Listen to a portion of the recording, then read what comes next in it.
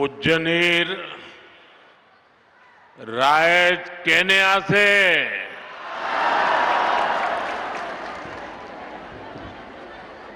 आपुना लुकोलोय मोर आंतरिक मोरम आरु श्रद्धा जाजिसो असम के गवर्नर लक्ष्मण प्रसाद आचार्य जी, मुख्यमंत्री हेमंता बिस्वा शर्मा जी, केंद्र में मेरे सहयोगी और यहीं के आपके प्रतिनिधि असम के पूर्व मुख्यमंत्री सर्बानंद सोनोवाल जी, असम सरकार के मंत्रीगण, सांसद, विधायक, अन्य महानुभाव और विशाल संख्या में आए हुए हम सबको आशीर्वाद देने के लिए आए हुए मेरे सभी भाई और बहनों, जितने लोग पंडाल में हैं उससे ज्यादा मुझे वहां बाहर दिखते हैं।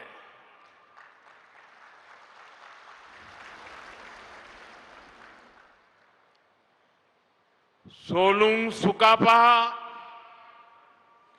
और महावीर लसित बोरफुकन जैसे वीरों की ये धरती, भीमबर देवरी, शहीद कुशल कुंवर, मोरान राजा बड़ौसा, मालती मैम, इंदिरा मिरी, स्वर्गदेव सर्बानंद सिंह और वीरांगना सती साधनी की ये भूमि, मैं उजनी असम की इस महान मिट्टी को श्रद्धापूर्वक नमन करता हूं।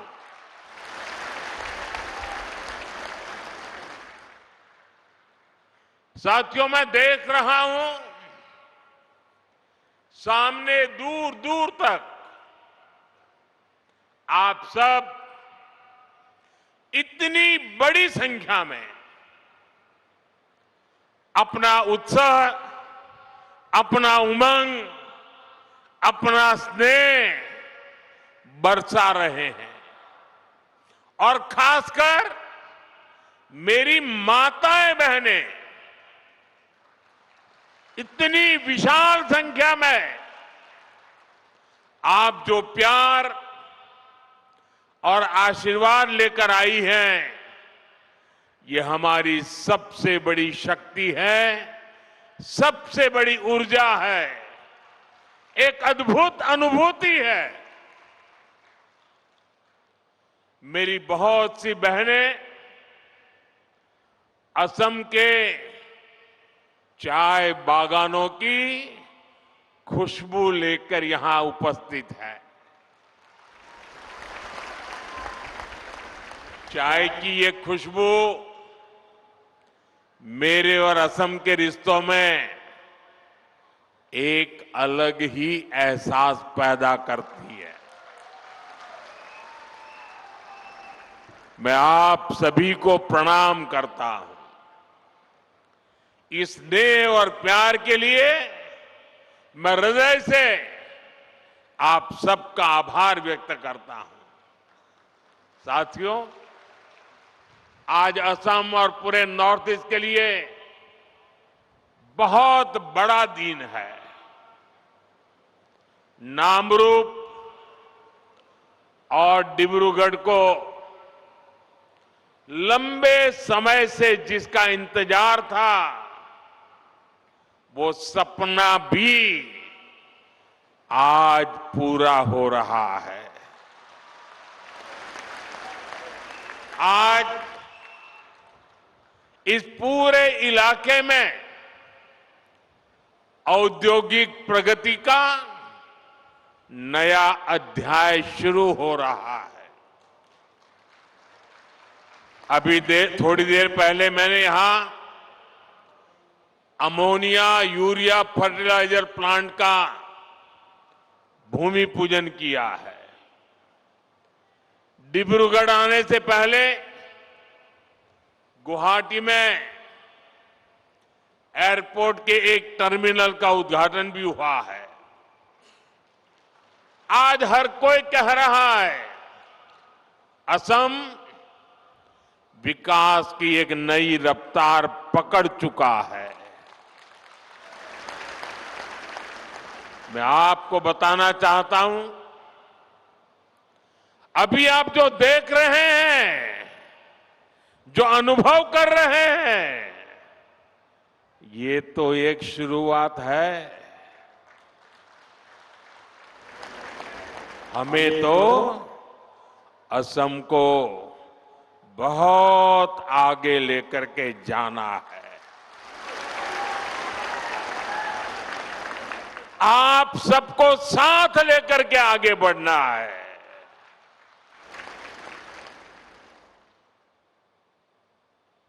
असम की जो ताकत और असम की भूमिका अहोम साम्राज्य के दौर में थी, विकसित भारत में असम वैसी ही ताकतवर भूमि बनाएंगे। नए उद्योगों की शुरुआत, आधुनिक इंफ्रास्ट्रक्चर का निर्माण, सेमीकंडक्टर्स, उसकी मैन्युफैक्चरिंग, कृषि के क्षेत्र में नए अवसर, टी गार्डन्स और उनके वर्कर्स की उन्नति, पर्यटन में बढ़ती संभावनाएं, असम हर क्षेत्र में आगे बढ़ रहा है। मैं आप सभी को और देश के सभी किसान भाई बहनों को इस आधुनिक फर्टिलाइजर प्लांट के लिए बहुत बहुत शुभकामनाएं देता हूं। मैं आपको गुवाहाटी एयरपोर्ट के नए टर्मिनल के लिए भी बधाई देता हूं। बीजेपी की डबल इंजन सरकार में उद्योग और कनेक्टिविटी की जुगलबंदी असम के सपनों को पूरा कर रही है और साथ ही हमारे युवाओं को नए सपने देखने का हौसला भी दे रही है। साथियों, विकसित भारत के निर्माण में देश के किसानों की, यहां के अन्नदाताओं की बहुत बड़ी भूमिका है। इसलिए हमारी सरकार किसानों के हितों को सर्वोपरि रखते हुए दिन रात काम कर रही है। यहां आप सभी को किसान हितैषी योजनाओं का लाभ दिया जा रहा है। कृषि कल्याण की योजनाओं के बीच ये भी जरूरी है कि हमारे किसानों को खाद की निरंतर सप्लाई मिलती रहे। आने वाले समय में ये यूरिया कारखाना ये सुनिश्चित करेगा। इस फर्टिलाइजर प्रोजेक्ट पर करीब 11,000 करोड़ रुपए खर्च किए जाएंगे। यहां हर साल 12 लाख मैट्रिक टन से ज्यादा खाद बनेगी। जब उत्पादन यही होगा तो सप्लाई तेज होगी, लॉजिस्टिक का खर्चा घटेगा। साथियों, नाम रूप की ये यूनिट रोजगार, स्वरोजगार के हजारों नए अवसर भी बनाएगी। प्लांट के शुरू होते ही अनेकों लोगों को यहीं पर स्थायी नौकरी भी मिलेगी। इसके अलावा जो काम प्लांट के साथ जुड़ा होता है, मरम्मत हो, सप्लाई हो, कंस्ट्रक्शन का बहुत बड़ी मात्रा में काम होगा, यानी अनेक काम होते हैं। इन सब में भी यहां के स्थानीय लोगों को और खास करके मेरे नौजवानों को रोजगार मिलेगा। लेकिन भाइयों बहनों, आप सोचिए, किसानों के कल्याण के लिए काम बीजेपी सरकार आने के बाद ही क्यों हो रहा है? हमारा नामरूप तो दशकों से खाद्य उत्पादन का केंद्र था। एक समय था जब यहां बनी खाद से नॉर्थ ईस्ट के खेतों को ताकत मिलती थी, किसानों की फसलों को सहारा मिलता था। जब देश के कई हिस्सों में खाद की आपूर्ति चुनौती बनी, तब भी नामरूप किसानों के लिए उम्मीद बना रहा। लेकिन पुराने कारखानों की टेक्नोलॉजी के समय के साथ पुरानी होती गई और कांग्रेस की सरकारों ने कोई ध्यान नहीं दिया। नतीजा ये हुआ कि नामरूप प्लांट की कई यूनिट्स इसी वजह से बंद होती गई। पूरे नॉर्थ ईस्ट के किसान परेशान होते रहे,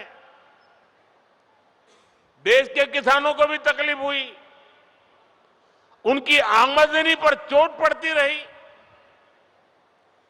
खेती में तकलीफें बढ़ती गई। लेकिन कांग्रेस वालों ने इस समस्या का कोई हल ही नहीं निकाला। वो अपनी मस्ती में ही रहे। आज हमारी डबल इंजन सरकार कांग्रेस द्वारा पैदा की गई उन समस्याओं का समाधान भी कर रही है। साथियों, असम की तरह ही देश के दूसरे राज्यों में भी खाद की कितनी ही फैक्ट्रियां बंद हो गई थी। आप याद करिए, तब किसानों के क्या हालत थे। यूरिया के लिए किसानों को लाइनों में लगना पड़ता था, यूरिया की दुकानों पर पुलिस लगानी पड़ती थी, पुलिस किसानों पर लाठी बरसाती थी। भाइयों बहनों, कांग्रेस ने जिन हालातों को बिगाड़ा था, हमारी सरकार उन्हें सुधारने के लिए एड़ी चोटी की ताकत लगा रही है। और इन्होंने इतना बुरा किया कि 11 साल से मेहनत करने के बाद भी अभी मुझे और बहुत कुछ करना बाकी है। कांग्रेस के दौर में फर्टिलाइजर फैक्ट्रियां बंद होती थी, जबकि हमारी सरकार ने गोरखपुर, सिंदरी, बरौनी, रामागुंडम जैसे अनेक प्लांट शुरू किए हैं। इस क्षेत्र में प्राइवेट सेक्टर को भी बढ़ावा दिया जा रहा है। आज इसी का नतीजा है हम यूरिया के क्षेत्र में आने वाले कुछ समय में आत्मनिर्भर हो सके, उस दिशा में मजबूती से कदम रख रहे हैं। साथियों, 2014 में देश में सिर्फ 225 लाख मैट्रिक टन यूरिया का ही उत्पादन होता था। आपको आंकड़ा याद रहेगा? आंकड़ा याद रहेगा? आपने मुझे काम दिया 10-11 साल पहले, तब उत्पादन होता था 225 लाख मैट्रिक टन। ये आंकड़ा याद रखिए।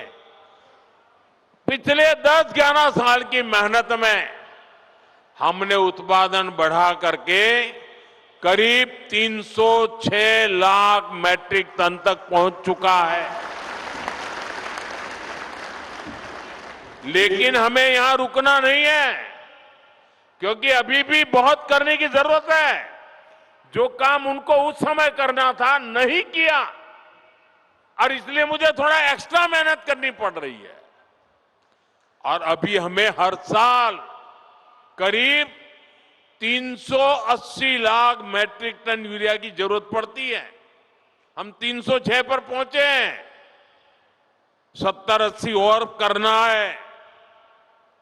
लेकिन मैं देशवासियों को विश्वास दिलाता हूं, हम जिस प्रकार से मेहनत कर रहे हैं, जिस प्रकार से योजना बना रहे हैं, और जिस प्रकार से मेरे किसान भाई बहन हमें आशीर्वाद दे रहे हैं, हम हो सके उतना जल्दी इस गैप को भरने में कोई कमी नहीं रखेंगे। और भाइयों बहनों, मैं आपको एक और बात बताना चाहता हूं।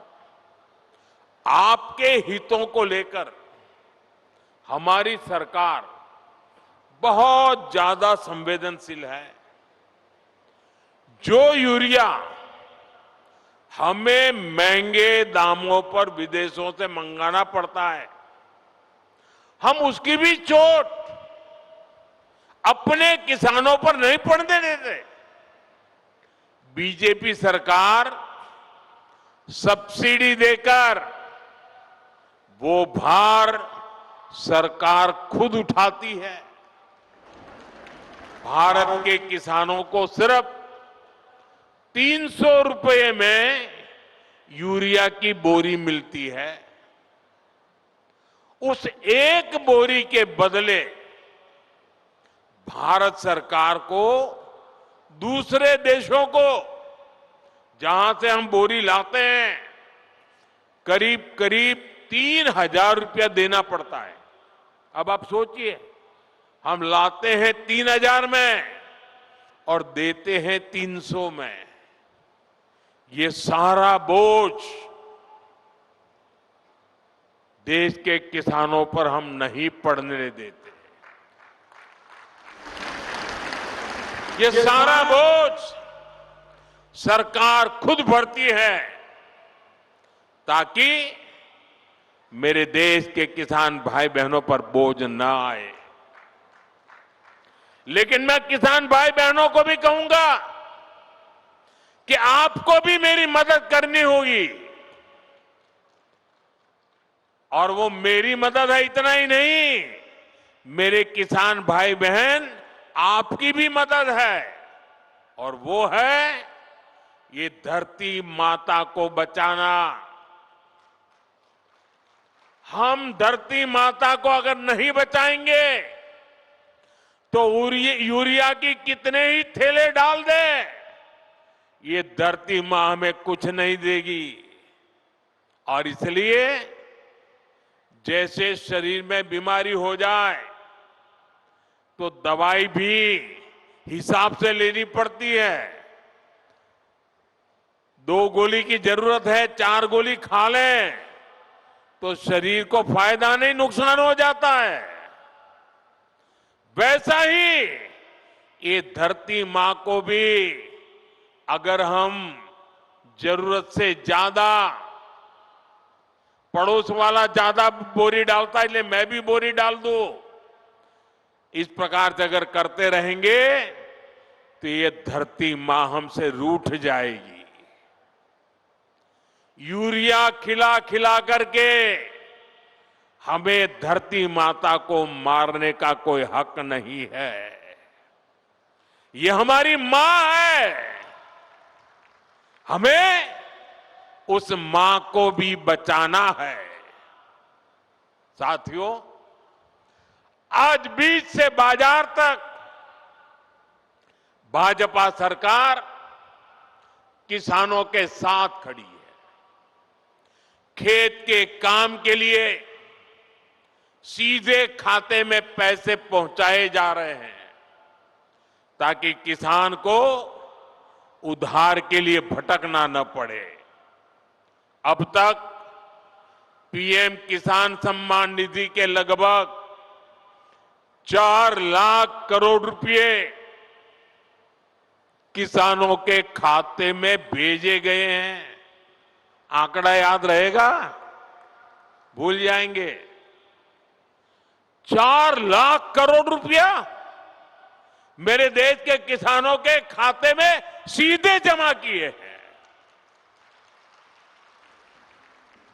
इसी साल किसानों की मदद के लिए 35,000 करोड़ रुपए की 2 योजनाएं, नई योजनाएं शुरू की है। 35,000 करोड़। पीएम धन धान्य कृषि योजना और दलहन आत्मनिर्भरता मिशन, इससे खेती को बढ़ावा मिलेगा। साथियों, हम किसानों की हर जरूरत को ध्यान रखते हुए काम कर रहे हैं। खराब मौसम की वजह से फसल नुकसान होने पर किसान को फसल बीमा योजना का सहारा मिल रहा है। फसल का सही दाम मिले, इसके लिए खरीद की व्यवस्था सुधारी गई है। हमारी सरकार का साफ मानना है कि देश तभी आगे बढ़ेगा जब मेरा किसान मजबूत होगा, और इसके लिए हर संभव प्रयास किए जा रहे हैं। साथियों, केंद्र में हमारी सरकार बनने के बाद हमने किसान क्रेडिट कार्ड की सुविधा से पशुपालकों और मछली पालकों को भी जोड़ दिया था। किसान क्रेडिट कार्ड केसीसी, ये केसीसी की सुविधा मिलने के बाद हमारे पशुपालक, हमारे मछली पालन करने वाले, इन सबको खूब लाभ उठा रहा। केसीसी से इस साल किसानों को, ये आंकड़ा भी याद रखो, केसीसी से इस साल किसानों को 10 लाख करोड़ रुपए से ज्यादा की मदद दी गई है। 10 लाख करोड़ रुपया। बायो फर्टिलाइजर पर जीएसटी कम होने से भी किसानों को बहुत फायदा हुआ है। भाजपा सरकार भारत के किसानों को नेचुरल फार्मिंग के लिए भी बहुत प्रोत्साहन दे रही है। और मैं तो चाहूंगा असम के अंदर कुछ तहसील ऐसे आने चाहिए आगे जो 100% नेचुरल फार्मिंग करते हैं।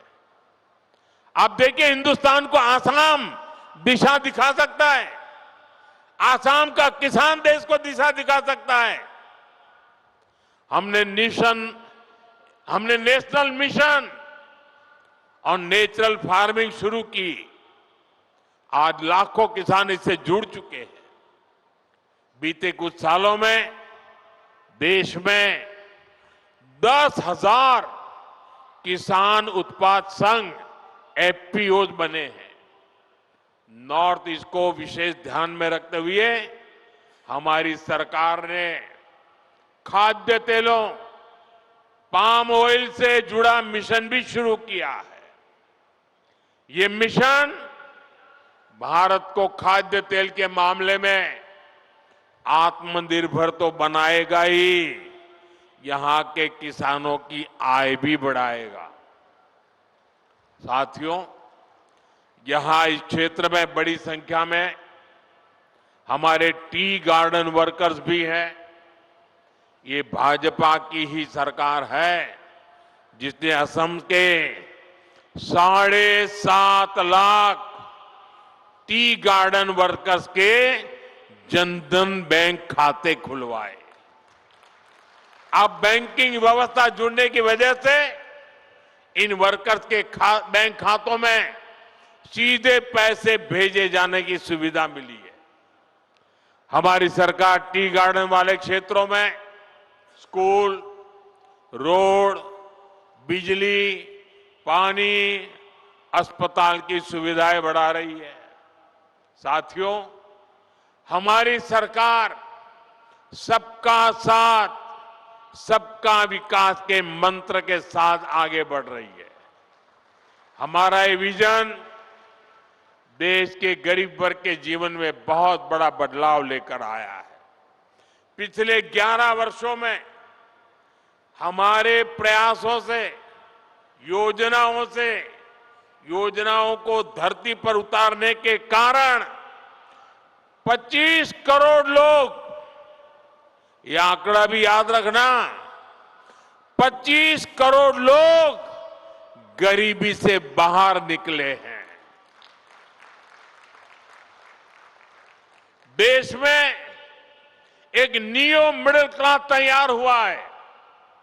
ये इसलिए हुआ है क्योंकि बीते वर्षों में भारत के गरीब परिवारों के जीवन स्तर में निरंतर सुधार हुआ है। कुछ ताजे आंकड़े आए हैं जो भारत में हो रहे बदलाव के प्रतीक हैं। साथियों, और मैं मीडिया में ये सारी चीजें बहुत कम आती है और इसलिए मैं आपसे आग्रह करता हूं, मैं जो बातें बताता हूं जरा याद रख करके औरों को बताना। साथियों, पहले गांवों के सबसे गरीब परिवारों में 10 परिवार में से एक के पास 22 बाइक तक होती नहीं थी। 10 में से एक के पास भी नहीं होती। अभी जो सर्वे आए हैं, अब गांव में रहने वाले करीब करीब आधे परिवारों के पास बाइक या कार होती है। इतना ही नहीं, मोबाइल फोन तो लगभग हर घर में पहुंच चुके हैं।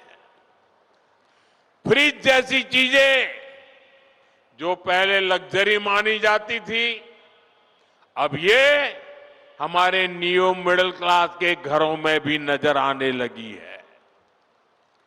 आज गांवों की रसोई में भी वो जगह बना चुका है।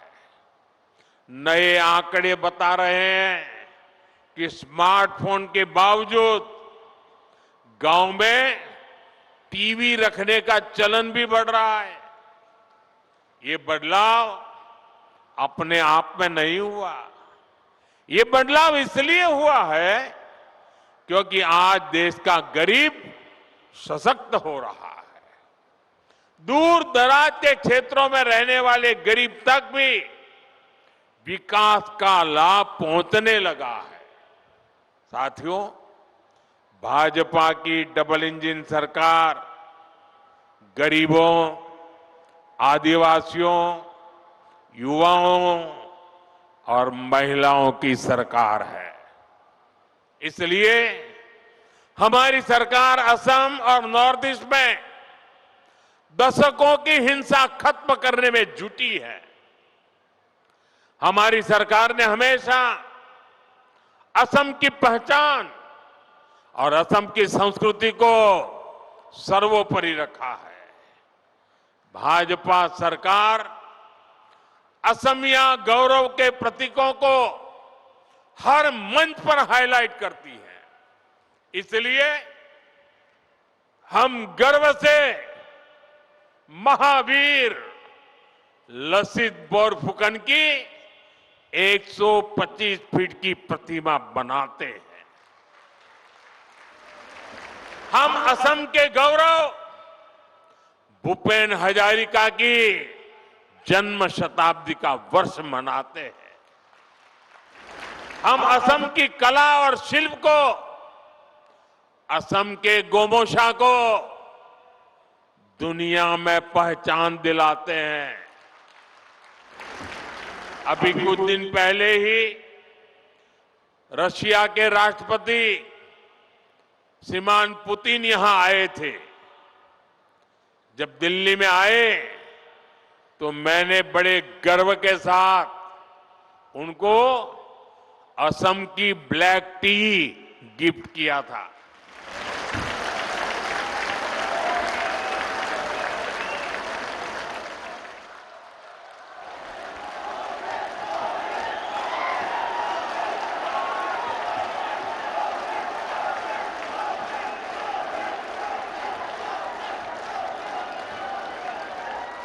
हम असम की मान मर्यादा बढ़ाने वाले हर काम को प्राथमिकता देते हैं। लेकिन भाइयों बहनों, भाजपा जब ये काम करती है तो सबसे ज्यादा तकलीफ कांग्रेस को होती है। आपको याद होगा जब हमारी सरकार ने भूपेन दा को भारत रत्न दिया था तो कांग्रेस ने खुलकर उसका विरोध किया था। कांग्रेस के राष्ट्रीय अध्यक्ष ने कहा था कि मोदी नाचने गाने वालों को भारत रत्न दे रहा है। मुझे बताइए, ये भूपेन दा का अपमान है कि नहीं है? कला संस्कृति का अपमान है कि नहीं है? असम का अपमान है कि नहीं है? ये कांग्रेस दिन रात करती है अपमान करना। हमने असम में सेमीकंडक्टर यूनिट लगवाई तो भी कांग्रेस ने इसका विरोध किया। आप मत भूलिए, यही कांग्रेस सरकार थी जितने इतने दशकों तक टी कम्युनिटी के भाई बहनों को जमीन के अधिकार नहीं मिलने दिए।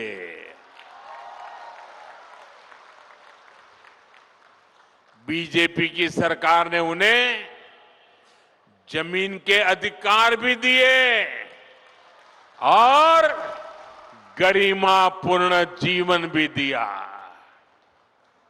और मैं तो चाय वाला हूं, मैं नहीं करूंगा तो कौन करेगा?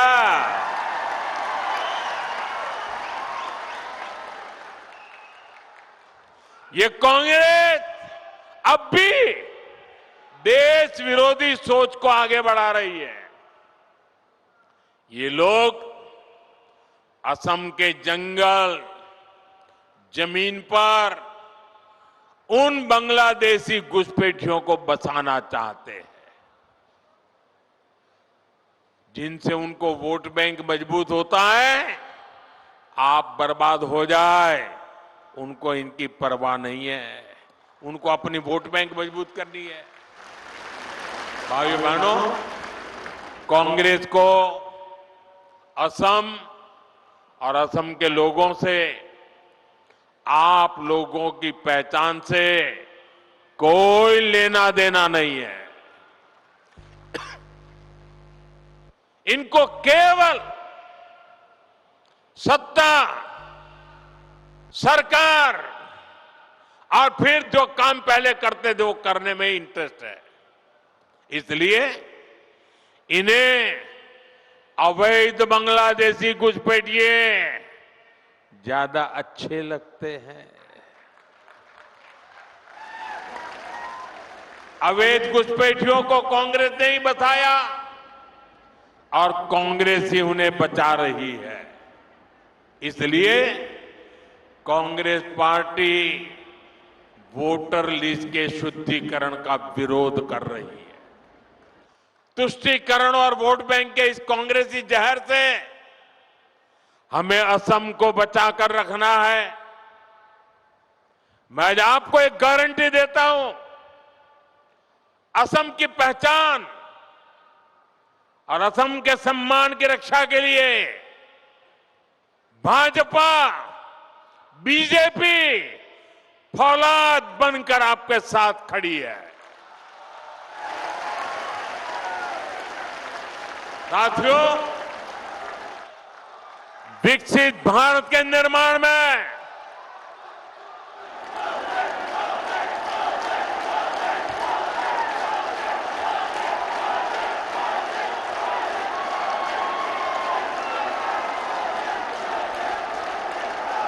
आपके आशीर्वाद यही मेरी ताकत है। आपका ये प्यार यही मेरी पूंजी है। और इसीलिए पल पल आपके लिए जीने का मुझे आनंद आता है। विकसित भारत निर्माण में पूर्वी भारत की हमारे नॉर्थ ईस्ट की भूमिका लगातार बढ़ रही है। मैंने पहले भी कहा है कि पूर्वी भारत भारत के विकास का ग्रोथ इंजन बनेगा। नाम रूप की ये नई यूनिट इसी बदलाव की मिसाल है। यहां जो खाद बनेगी वो सिर्फ असम के खेतों तक नहीं रुकेगी, ये बिहार, झारखंड, पश्चिम बंगाल और पूर्वी उत्तर प्रदेश तक पहुंचेगी। ये कोई छोटी बात नहीं है। ये देश की खास जरूरत में नॉर्थ ईस्ट की भागीदारी है। नामरूप जैसे प्रोजेक्ट ये दिखाते हैं कि आने वाले समय में नॉर्थ ईस्ट आत्मनिर्भर भारत का बहुत बड़ा केंद्र बनकर उभरेगा। सच्चे अर्थ में अष्टलक्ष्मी बनकर के रहेगा। मैं एक बार फिर आप सभी को नए फर्टिलाइजर प्लांट की बधाई देता हूं। मेरे साथ बोलिए, भारत माता की, भारत माता की। और इस वर्ष तो वंदे मातरम के 150 साल हमारे गौरवपूर्ण पल। आइए हम सब बोले, वंदे वंदे वंदे वंदे वंदे वंदे वंदे वंदे वंदे